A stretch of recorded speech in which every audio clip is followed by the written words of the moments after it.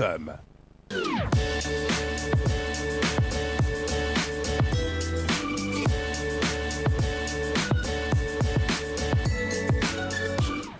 Bonjour et bienvenue en direct dans Morandini Live numéro 346 du lundi au vendredi dès 10h35 sur CNews et Non-Stop People. Nous décryptons pour vous l'actualité des médias et de la communication politique. Voici le sommaire.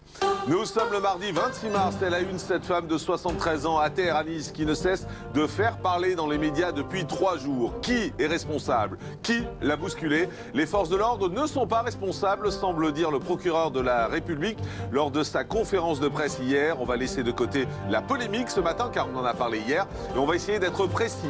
Avait-elle le droit d'être là? Pourquoi était-il interdit de manifester ce jour-là? On en parle avec Florence Rouas qui est avocate pénaliste.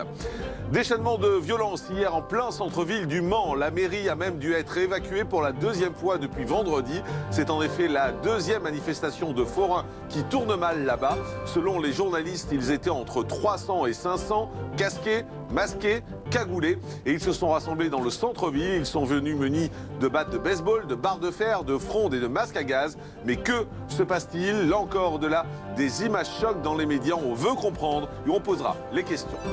Les médias et les polémiques se déchaînent contre le géant américain Amazon. Dimanche, Capital sur M6 a diffusé un reportage sur les coulisses de cette société. Le secrétaire d'État chargé du numérique en veut aussi au géant américain qui a refusé de signer la charte de bonne conduite vis-à-vis des PME françaises. Alors, faut-il avoir peur d'Amazon? Faut-il consommer et acheter chez Amazon? Dossier avec Patrick Vignal, député La République En Marche de l'Hérault.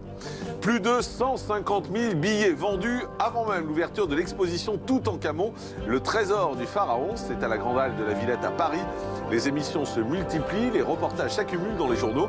Mais pourquoi les Français vouent-ils un culte à Toutankhamon? Mais au fait, qui était Toutankhamon? Y a-t-il vraiment une malédiction autour de ce pharaon? On en parle avec la spécialiste qui sera en direct avec nous, Violaine Vanoyek. Comme tous les jours, le journal des médias sera présenté par Alexandra Ross, qui m'accompagne pendant